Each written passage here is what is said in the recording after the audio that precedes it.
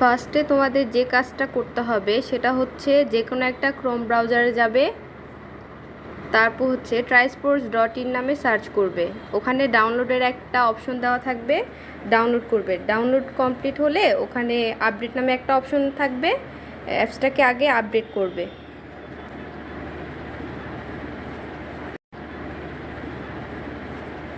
তারপর হচ্ছে ওপেন বাটনে ক্লিক করে এখানে দেখতে পাচ্ছ ক্লাসিক ম্যাচ দেওয়া আছে, ক্লাসিকে ক্লিক করবে।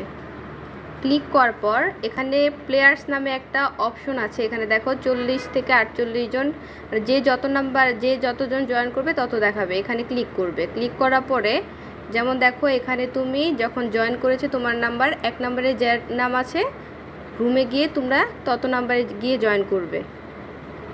যার যত নাম্বার এখানে থাকবে রুমেও সে তত নাম্বারে গিয়ে জয়েন করবে। এর বাহিরে যদি কেউ জয়েন করো, যেমন যে 1 নম্বরে আছে সে যদি 5 নম্বরে চলে যায়, যে 5 নম্বরে আছে সে যদি 10 নম্বরে চলে যায়, তাহলে তাকে এখান থেকে কিক করে দেওয়া হবে। আর হচ্ছে ম্যাচের আগে সবসময় দেখবে যে আমাদের রুলস আছে, এই যে রুলসে ক্লিক করবে, রুলসগুলো পড়ে নিবে আর রুলসগুলো মেনটেন করবে। রুলসের বাইরে চলে গেলে তাকে গিফট করা হবে না।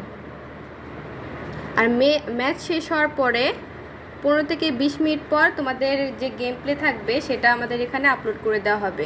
এটা দেখার জন্য ওয়াচ ম্যাচে ক্লিক করবে। এখানে ম্যাচটা দেওয়া থাকবে, এখানে ক্লিক করলে তোমরা পুরো ম্যাচটা দেখতে পারবে। আর যদি রেজাল্ট দেখতে হয়, রেজাল্টে ক্লিক করবে, এখানে তোমরা তোমাদের রেজাল্টটা দেখতে পারবে।